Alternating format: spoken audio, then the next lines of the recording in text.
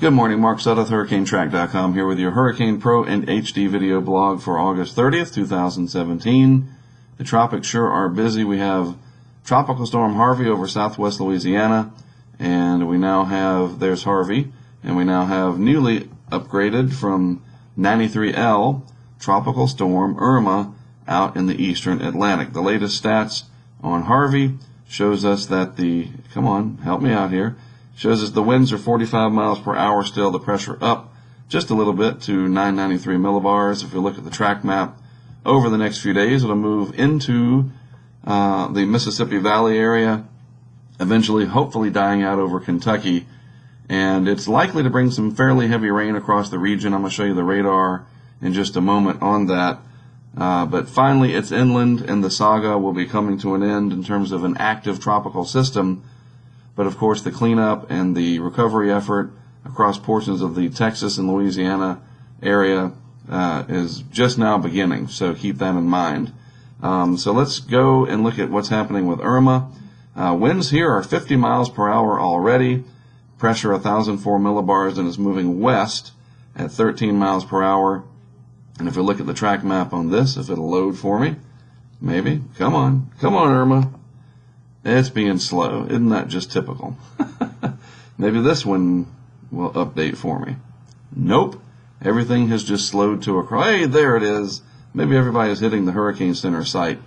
So this is interesting. You see it becomes a hurricane center. You can tell it's been a long week. It becomes a hurricane before too long, and then it's got a southwesterly component to it. And we're going to really need to watch this over the next several days for obvious reasons. Going to be most likely a classic Cape Verde hurricane in the making. We got plenty of time to watch it, so no reason to worry about it just yet, but that may change. We shall see. I want to give you an overview of the different watches and warnings that are in effect because of Harvey, and you can see a large area here still being impacted over the lower Mississippi Valley, which is exactly what was forecast several days ago. And so kudos to the National Weather Service, the National Hurricane Center, and all the supporting agencies that have done a very good job at reporting and forecasting what was going to be happening here. And unfortunately, their forecast came to fruition, and we are seeing a very big impact from Harvey. Now, the radar signature, you can see here, the center of circulation located over southwest Louisiana, but these bands keep rotating in.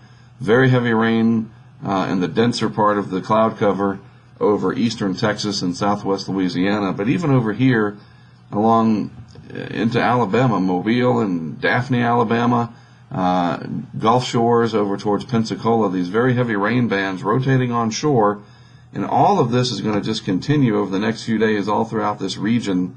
And there's even the threat of severe weather, so please keep your NOAA weather radio or your smartphone nearby to get an alert if a tornado forms from one of these bands. They're typically not as powerful as the Great Plains tornadoes that we usually see, but they can certainly do some damage and cause issues nonetheless.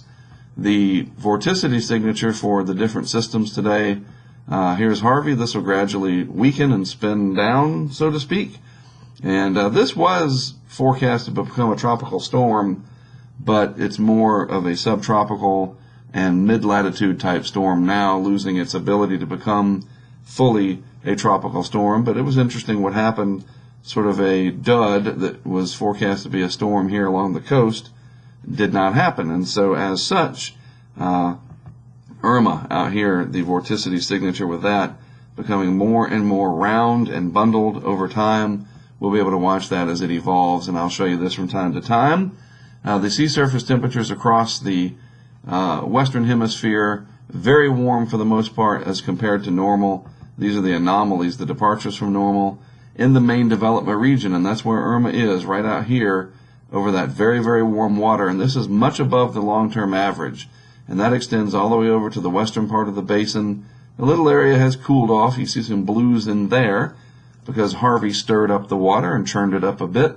But then you notice we have this large area of blue, cold anomalies that has developed in the eastern and central Pacific. Maybe we're heading towards a La Nina.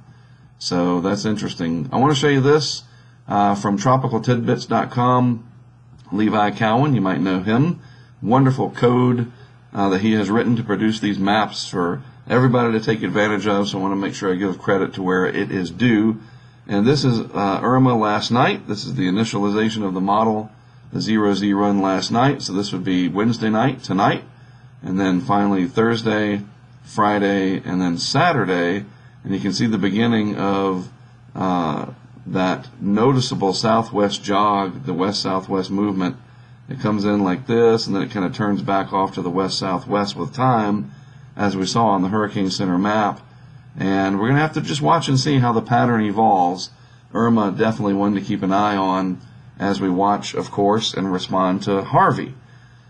Just a busy time, which was very much expected because of the sea surface temperatures in the Atlantic, the absence of the El Nino in the Pacific, and the fact that we are still, apparently still in the active phase of the current uptick in hurricane activity on a decadal scale. So, no shock to anybody, I don't think, but unfortunately there are some high impacts from this.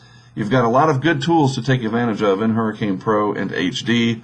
I will continue to post these video discussions as often as I can, and I appreciate everybody watching, and I'm sure the developers do too.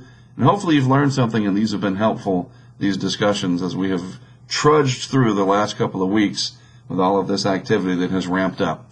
I am Mark Studdoth for HurricaneTrack.com and for Hurricane Pro and HD. As always, we appreciate you watching. I'll have more for you tomorrow.